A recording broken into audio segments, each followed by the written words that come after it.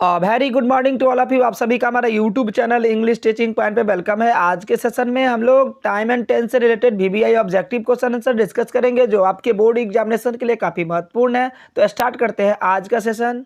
First question, he dash here every day. चार option आपको दिए जा रहे हैं। Option A come, option B comes, option C coming and option D cam.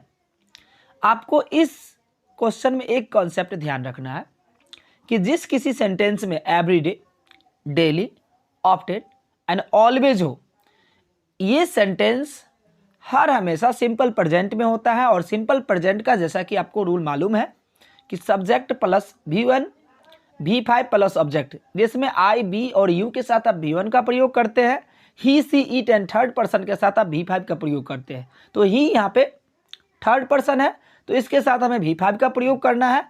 तो इसका जो राइट आंसर होगा option B comes. Number 1 question का जो राइट आंसर होगा option B comes. Question number 2, the earth dash round the sun. इस sentence में, इस क्वेश्चन में आपको एक कॉन्सेप्ट ध्यान रखना है कि जिस किसी सेंटेंस से यूनिवर्सल कॉन्सेप्ट का बोध हो, सार्वभौमिक घटनाओं का बोध हो, जैसे सूरज पूरब में उगता, the sun rises in the east, ईमानदारी सबसे अच्छी नीति है, the honesty is the best policy, जितने भी प्रोवर्ब हो, जितने भी यूनिवर्सल कॉन्सेप्ट हो, ये सेंटेंस सिंपल प्रेजेंट में होता है।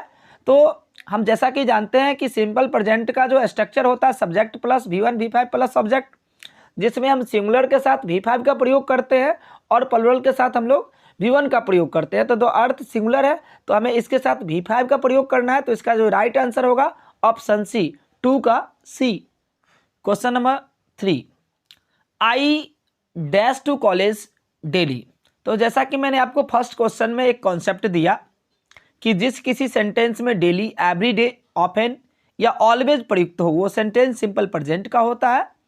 तो जैसा कि हम सिंपल प्रेजेंट का स्ट्रक्चर आपको बताया कि subject plus V1 V5 plus object होता है, जिसमें हम लोग ही, सी, इट एंड थर्ड पर्सन के साथ हम V5 का प्रयोग करते हैं, आई, बी, यू के साथ V1 का प्रयोग करते हैं।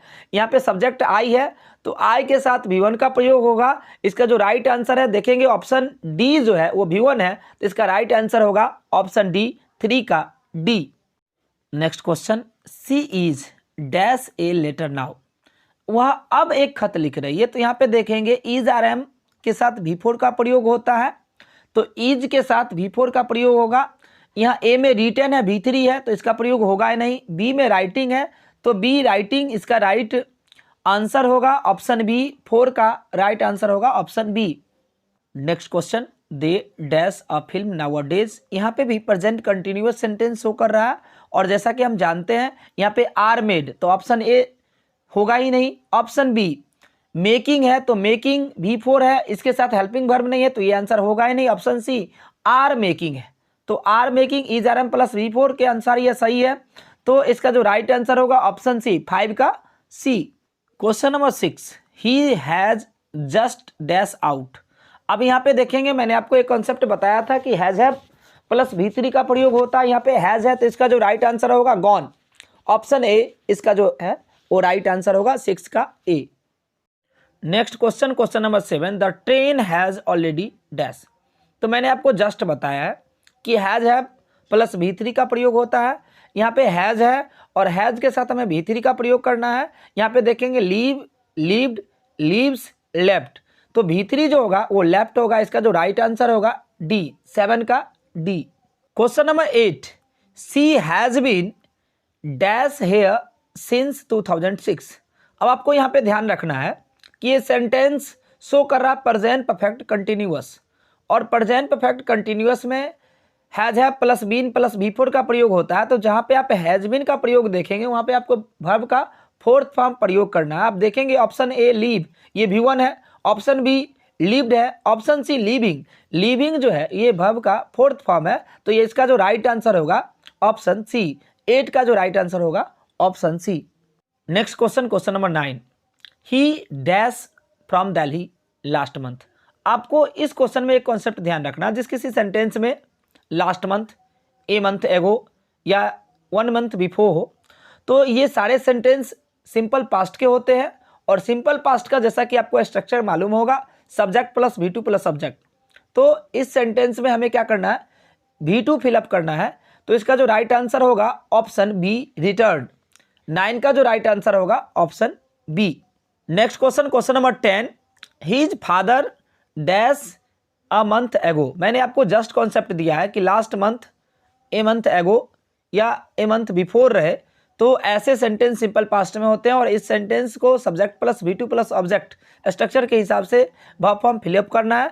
तो यह इसका जो राइट आंसर होगा ऑप्शन ए डाइड, V2 है, तो 10 का जो राइट आंसर होगा ऑप्शन ए, 10 का right answer option A. Next question, question number 11, he dash to meet me tomorrow. अब इस क्वेश्चन में आपको एक कॉन्सेप्ट का ध्यान रखना है कि जिस किसी सेंटेंस से फ्यूचर के सिंपल एक्शन का बोध हो वो सिंपल फ्यूचर में होता है और सिंपल फ्यूचर का स्ट्रक्चर है subject plus shall will plus V1 plus object. अब आपको यहाँ पे ध्यान रखना है कि ही के साथ बिल का प्रयोग होता है और बिल कम, यहाँ पे बिल के साथ V1 का प्रयोग है, तो इसका जो राइट आंसर होगा option B. Next question, question number 12, I dash talk to him if he meets me. तो आपको इस क्वेश्चन में एक कॉन्सेप्ट का ध्यान रखना है कि ऐसा कोई कंडीशनल सेंटेंस जिसमें इफ या व्हेन का प्रयोग हुआ है, तो उसमें यदि एक तरफ subject plus V1 V5 plus object है तो सेकेंड तरफ subject plus shall will plus V1 plus object होगा। तो आई के साथ हम जानते हैं कि शैल का प्रयोग होता है, तो इसका जो राइट आंसर होगा शैल होगा, ऑप्शन ए इसका राइट आंसर होगा। किसी स्थिति में मान लीजिए वहाँ पे शैल का प्रयोग हुआ है और वहाँ पे मीट्स का प्रयोग नहीं हुआ है, तो वहाँ पे ही है तो वहाँ V5 का प्रयोग करना है, आई है तो V1 का प्रयोग करना है, तो 12 का राइट आंसर होगा option A. Next question, question number 13, I cell buy a car when the price dash down. अब इस सेंटेंस में एक कॉन्सेप्ट का ध्यान रखेंगे, मैंने आपको जस्ट बताया कि सेंटेंस के एक तरफ यदि subject plus shall will plus V1 plus object का प्रयोग है तो सेकेंड साइड जो होगा subject plus V1 V5 plus object का प्रयोग होगा। अब शैल विल का प्रयोग यहाँ पे किया हुआ है। Question number 13, I cell buy a car when the price dash down. तो मैंने आपको अभी जस्ट एक कॉन्सेप्ट दिया है कि यदि कोई कंडीशनल सेंटेंस में subject plus shall will plus V1 plus object one side हो तो second side subject plus V1 V5 plus object होगा। यदि subject plus V1 V5 plus object है तो second side subject plus shall will plus V1 plus object होगा।